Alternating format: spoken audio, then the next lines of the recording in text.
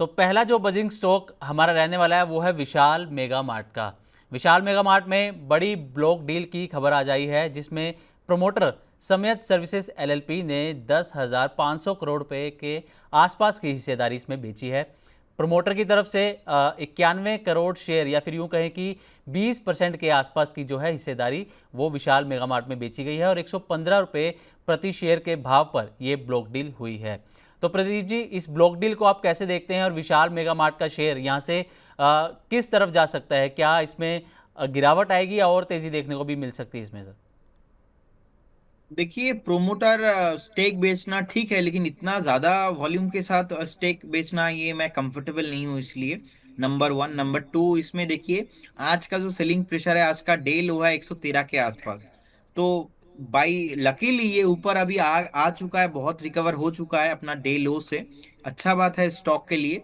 मुझे लगता है 130 इसके ऊपर अगर क्लोजिंग होता है तो इस केस में स्टॉक नेक्स्ट जो हायर प्राइस है वहां पे जाने के लिए रेडी हो सकता है। लेकिन 130 के ऊपर अगर क्लोजिंग नहीं होता है तो हो सकता है कि यहाँ पर बहुत टाइम इसको लगेगा। अभी देखिए, अगर आपके पास है तो आप 110 का एक स्टॉप लॉस मेंटेन कीजिए और बने रहिए। फ्रेश बाय इस काउंटर पे अभी नहीं करना। लेकिन प्रोमोटर होल्डिंग का ये जो न्यूज है ये नेगेटिव है। ये नेगेटिव के तौर पे मैं देखता हूँ, अभी एक दो दिन के लिए नहीं, नेक्स्ट 6 महीना 8 महीना 2 3 सालों के लिए। क्योंकि इतना बड़े लेवल पे प्रोमोटर स्टेक बेच रहा है, मतलब उनको कहीं अदर्स बिजनेस में वो पैसा वो लगाने वाला है, अदर्स प्रॉफिट करने वाला है। तो मुझे नहीं लगता इस काउंटर पे आपको बने रहना सही होगा। और स्पेशली 130 के आसपास मल्टीपल टाइम रेसिस्टेंस है। 130 अगर क्रॉस नहीं होता है तो मुझे नहीं लगता इस काउंटर पे ज्यादा कुछ यहाँ पे पुल बैक आने का पॉसिबिलिटीज है। और देखिए, जब मैं ऐसे बोलता हूँ कि लेवल्स देता हूँ, उसका एक एक मीनिंग होता है। अगर 130 के ऊपर क्लोजिंग नहीं दिया ना तो ये ऊपर नहीं जाएगा। मुझे एक बात इंटरेस्टिंग याद आ गया। संदीप जी के साथ मैं शो कर रहा था, एनटीपीसी ग्रीन को लेके बात हुआ था आज से 6 महीना पहले। 6 महीने में मैंने बोला था 130 के ऊपर जाएगा तो मैं बाय करूंगा। इंटरेस्टिंग फैक्ट ये है कि आज 6 महीना हो गया, 130 के ऊपर आया ही नहीं। और 6 महीने में लगभग हमने 50 शो किया, और 50 शो में मेरा एक ही डायलॉग है, सर एक 130 इसके ऊपर आएगा तो मैं बाय करूंगा। 130 जी। आता नहीं है और मैं बाय करता नहीं हूँ। लोग पूछते रहते हैं। तो इसी सर एक बहुत इंपॉर्टेंट होता है कि कोई भी लेवल अगर इंपॉर्टेंट हो ना, इंपॉर्टेंट लेवल के ऊपर अगर ब्रेकआउट नहीं आया ना तो आप फंसे जी। रहोगे।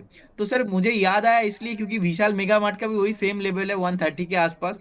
130 अगर इसके ऊपर जाएगा तभी जाके इसका जो नेक्स्ट मोमेंटम है ना वो स्टार्ट होने वाला है। फिलहाल अभी कुछ नहीं करना।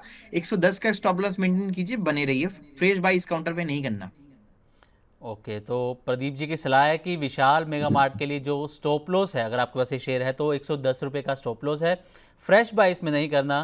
प्रमोटर की जो सेलिंग है वो फिलहाल नेगेटिव नज़र आ रही है और 130 रुपये का जो है वो मल्टीपल टाइम रेजिस्टेंस यहाँ पर प्रदीप जी ने सलाह दी है। तो चलिए अब अगले बजिंग स्टॉक की तरफ बढ़ते हैं। और अगला जो हमारा बजिंग स्टॉक है वो है टाटा मोटर्स का। तो टाटा मोटर्स का जैसे लगातार चौथे सेशन में यहाँ पर गिरावट देखने को मिल रही है। रीज़न इसके पीछे एक ही माना जा रहा है, जैसा कि अभी हमने आप डिस्कस भी किया था प्रदीप जी के साथ, कि जो यूके यूनिट है जैगुआर लैंड रोवर, उसने कहा है कि FY26 के लिए एबिटा मार्जिन 5 से 7% रहने की उम्मीद है। इसी के साथ FY25 में जो एबिटा मार्जिन था वो 8.5% से ज़्यादा था और फ्री कैश फ्लो में भी भारी गिरावट आने का अनुमान है, जो कि इस साल लगभग शून्य रहने की संभावना है। तो प्रदीप जी, टाटा मोटर्स पर एक बार आपकी सलाह दोबारा जानना चाहेंगे हम सर। देखिए, टाटा मोटर्स को लेके सर मैं बहुत ही पॉजिटिव हूँ, क्योंकि देखेंगे ऑलमोस्ट टाटा मोटर्स का 2,49,000 करोड़ के आसपास मार्केट कैप है। जो पी है, प्राइस टू अर्निंग रेशियो, अगर हम देखेंगे ऑलमोस्ट 9 के आसपास है। इंडस्ट्री के साथ अगर कंपेयर करेंगे, इंडस्ट्री है 31 पे चल रहा है, तो फिर अभी भी स्टॉक बहुत ही अंडर परफॉर्मेंस कर रहा है। इसका 200 डीएमए है 750 के आसपास, तो 750 से स्टॉक घूम चुका है और एक खराब जो है बियरिश चार्ट अभी बना के नीचे आ रहा है। मेरा मानना यहाँ पे ऐसा है कि देखिए, स्ट्रक्चर वाइज बहुत ही अच्छा है, अच्छा वैल्यूएशन के साथ हो रहा है काम। इसमें न्यूज़ का इफेक्ट ज़्यादा कुछ यहाँ पे होने वाला नहीं है, और मुझे लगता है कि ज़्यादा दिन तक ये कंटिन्यू नहीं होगा। फिर भी मैं एक स्टॉप लॉस मेंटेन करना पसंद करूंगा। मेरा स्टॉप लॉस रहेगा यहाँ पे 560। मैं लॉन्ग टर्म होराइजन के हिसाब से बात कर रहा हूँ, 560 मेरा रहेगा एकदम फिक्स्ड एंड फाइनल वाला स्टॉप लॉस। और कभी भी अगर 650 आता है, 670 के आसपास आता है, तो मैं बाई करने में बहुत इंटरेस्टेड रहूंगा इस काउंटर को, क्योंकि मुझे लगता है अगर आप एक बार 1.5 से 2 साल का व्यू रखते हो तो ये काउंटर आपको ऑल टाइम हाई देने का पॉसिबिलिटीज है। और मेरा स्टेटमेंट को मैं ज़्यादा चेंज करता नहीं हूँ। 730 पे बताया, 740 पे बताया, 680 पे बाई करूंगा, 670 पे बाई करूंगा। 670 680 अभी आया है। हाँ, ये आने में 3 महीना 2 महीना अभी लग गया है, लेकिन ये प्राइस आया है, तो मैं इसमें अभी बाय ऑन डीप करना पसंद करूंगा। और मुझे लगता नहीं है कि ज्यादा ये 580 के नीचे जाने वाला है, ऐसा नहीं होने वाला। मैक्सिमम 630 से लेके 640 तक जा सकता है। तो ये जो 30-40 रुपीज का जो गैप है, हर एक डीप में आपको बाई करके चलना है। अगर आपके व्यू नेक्स्ट 2 से 3 साल है, तो मुझे लगता है ऑल टाइम हाई पॉसिबिलिटीज है। फंडामेंटल टेक्निकल दोनों बहुत बढ़िया है। न्यूज को एक बार इग्नोर कीजिए, और ये जो अच्छा काउंटर है इसको आपका होल्डिंग पे रखिए। ओके, तो सर टाटा मोटर्स में आपकी सलाह है कि लॉन्ग टर्म होराइजन के हिसाब से स्टॉप लॉस जो है वो 560 रुपये इसमें लेकर चलना चाहिए टाटा मोटर्स में। अगला जो हमारा बजिंग स्टॉक जो बात करने वाले हैं वो है तांला प्लेटफॉर्म्स का। 175 करोड़ रुपए के बायबैक के ऐलान से शेयरों में उछाल देखने को मिला है। दरअसल बोर्ड ने 175 करोड़ रुपए के शेयर बायबैक को मंजूरी दी है। अब 20 लाख शेयर वापस लिए जाएंगे, जो कुल इक्विटी का करीब करीब 1.5% हिस्सा यहाँ पर होता है। और 875 रुपये पर प्रति शेयर, 875 रुपये प्रति शेयर पर ये बायबैक किया जाएगा। सर तांला प्लेटफॉर्म्स किस तरीके से देख रहे हैं आप सर इसको? देखिए, आईटी सॉफ्टवेयर में बेसिकली इंफॉर्मेशन जो टेक्नोलॉजी के ऊपर इनका काम चलता है टालना का, तो मुझे लगता है कि बहुत ही बढ़िया कंपनी है। ऑलमोस्ट मार्केट कैप देखेंगे 9,000 करोड़ के आसपास है, 500 करोड़ के आसपास तो पैट है बेसिकली। तो मुझे लगता नहीं कि इसमें ज़्यादा स्ट्रक्चर वाइज कुछ भी खराब है। स्ट्रक्चर वाइज बहुत ही बढ़िया कंपनी है। और अगर हम थोड़ा इसका इंडस्ट्री पी देखेंगे 35 के आसपास है।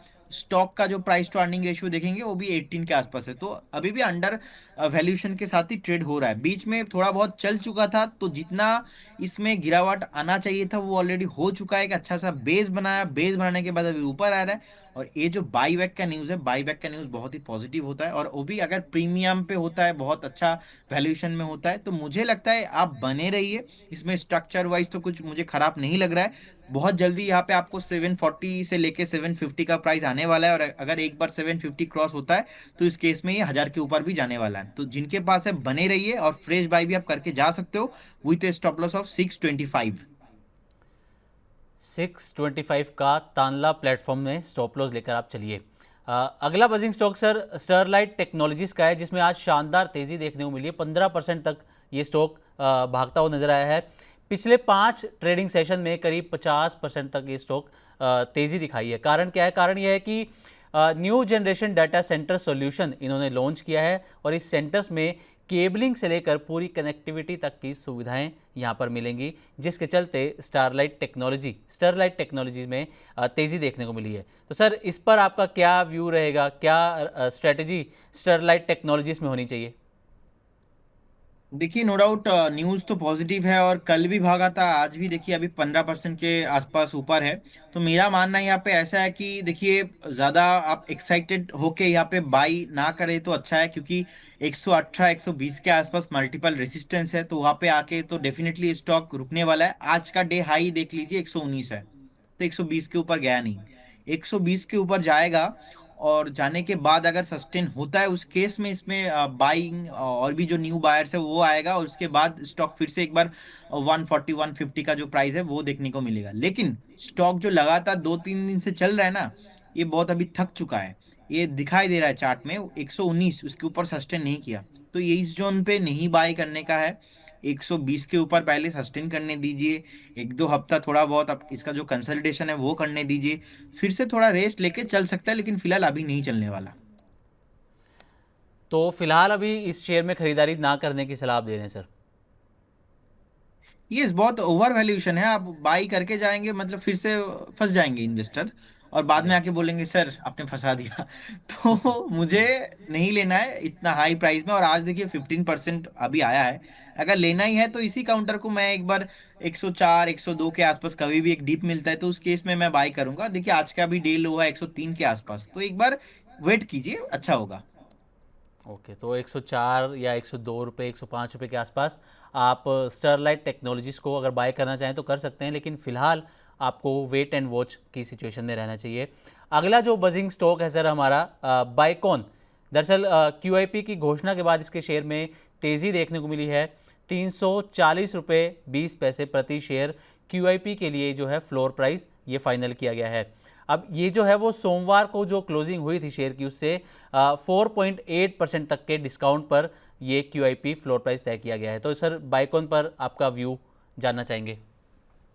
देखिए मुझे लगता है कि जिनके पास है बने रहिए। ऐसा देखिए फार्मा काउंटर पे क्या है, अभी कोविड का जब न्यूज़ आया था ना, न्यूज़ के बाद थोड़ा बहुत चल रहा है। और मुझे लगता है 356 के आसपास चल रहा है। स्टॉक ट्रेड करने वाला है नहीं। थोड़ा बहुत आपको मिनिमम, अगर आप बाई करते हो कभी भी, आपको मिनिमम 2 से 3 महीने का एक व्यू रखना चाहिए। और इसका जो रेसिस्टेंस है बेसिकली 378 के आसपास है। 378 380 के आसपास है। तो मैक्सिमम 380 जाने का पॉसिबिलिटीज है। वहाँ पे मल्टीपल टाइम रेसिस्टेंस है। इनफैक्ट 6 से 7 बार एटीएम ले चुका है, 380 क्रॉस नहीं हो पाया है। तो एक बार बने रहिए, लेकिन फ्रेश बाय इस काउंटर पे अभी नहीं करने का है। मुझे लगता है एक बार 380 अगर क्रॉस होता है उसके बाद ही आपको करना है। और अदरवाइज आप बाय ऑन डीप करके जा सकते हो। एक बार कभी भी आपको एक बार 325 330 का भाव मिलता है, उस टाइम पे आप बाय करके जा सकते हो। देखिए दो टाइप का एनालिसिस रहता है, एक तो बाय ऑन डीप आप करके जाइए, नहीं तो आप ब्रेकआउट के बाद लीजिए। तो आई बिलीव इस काउंटर में आप ब्रेकआउट के बाद लीजिए तो बहुत ही अच्छा होगा, क्योंकि मैं देख पा रहा हूँ लगातार 6 से 7 बार 380 375 वो जो जोन है ना वो क्रॉस हो नहीं पाया। तो इस बार भी ऐसा ही पॉसिबिलिटीज है। लेकिन फंडामेंटल बढ़िया है, थोड़ा धीरे चलता है, लॉन्ग टर्म होराइजन के हिसाब से सही है, लेकिन शॉर्ट टर्म में ज़्यादा मूवमेंट नहीं आता इस काउंटर पे।